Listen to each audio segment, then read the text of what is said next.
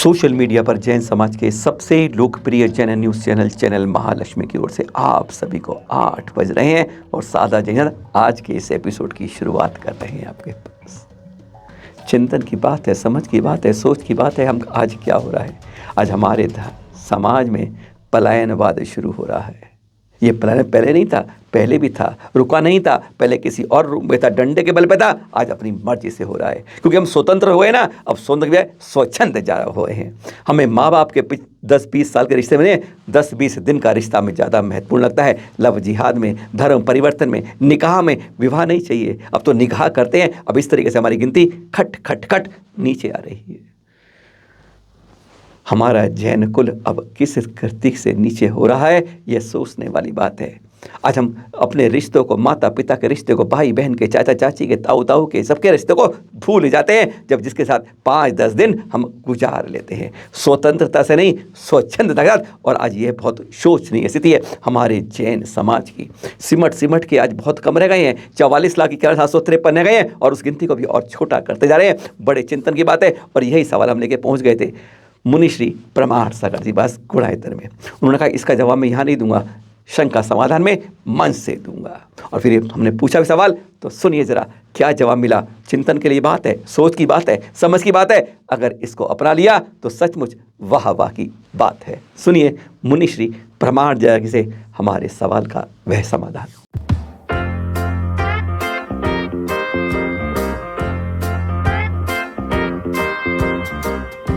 जैन बड़े गर्व होकर कहते हैं महाराज जी हम 1 करोड़, 1.5 करोड़, 2 करोड़ हैं। पर जब बात आती है सरकारी आंकड़ा ही महत्व होता है। 44,51,753 सरकार कहती है।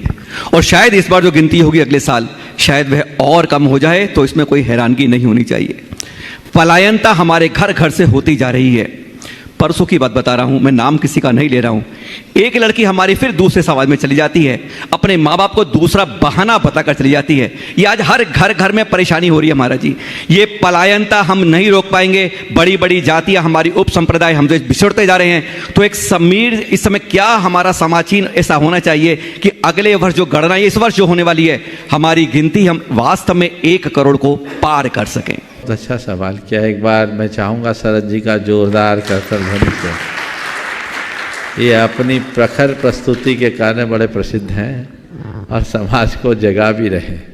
बहुत अच्छा योगदान। एक बार और जोरदार करतल ध्वनि का। देखिए सवाल 1 करोड़ का या 44 लाख का नहीं, सवाल हमारे अस्तित्व और अस्मिता का है। जिस तरह की सामाजिक संरचनाएं दिख रही है वो बहुत चिंतनीय है, गंभीर है। और आज के समय में मुझे तो ये कैंसर जैसा दिखता है।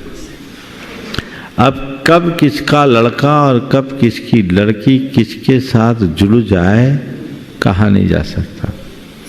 माँ पिता के हाथ में अब कुछ बचा सा नहीं है। तो हमें अब इसके प्रति बहुत गंभीर होना होगा।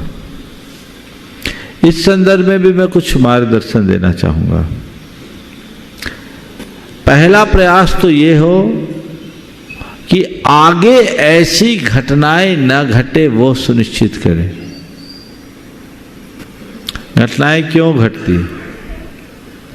शुरू से को एजुकेशन है, कोचिंग से लेकर क्लास तक साथ साथ रहना, उठना बैठना, और फिर रहे सहे समय के लिए पूरी तन्हाई दे देता है आपके हाथ की ये मोबाइल, ये गैजेट।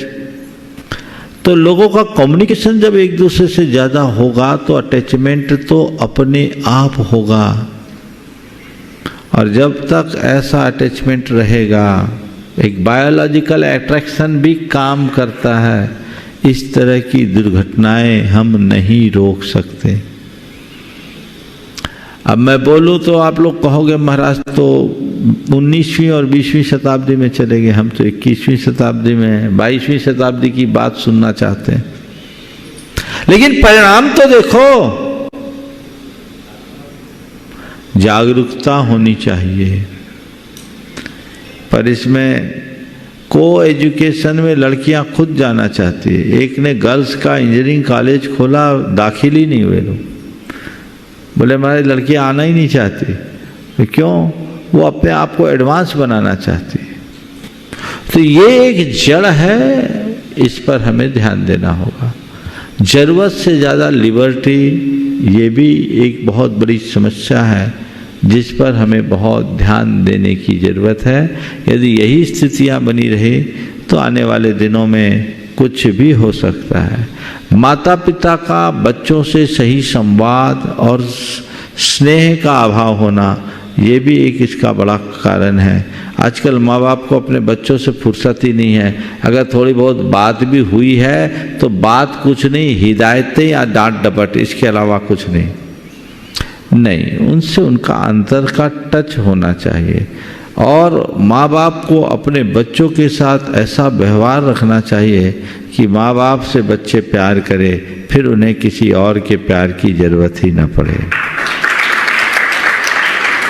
लेकिन वो नहीं मिलता, इसलिए भटकाव होता है। और फिर चौथा, आज का पूरा माहौल ही ऐसा हो गया, अब तो फ्रेंड नहीं है, बॉयफ्रेंड और गर्लफ्रेंड चाहिए। फ्रेंड में कोई दिक्कत नहीं है, गर्ल और बॉय आ गई ना तो यही गड़बड़ है। तो इस सोच को बदलने के लिए क्या करना है? पढ़ना लिखना बंद नहीं करा सकते।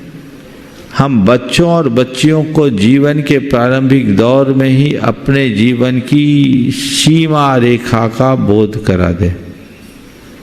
ये मेरे जीवन की बाउंड्री लाइन है, लक्ष्मण रेखा है, सुरक्षा कवच है, इससे बाहर मुझे कहीं जाना ही नहीं।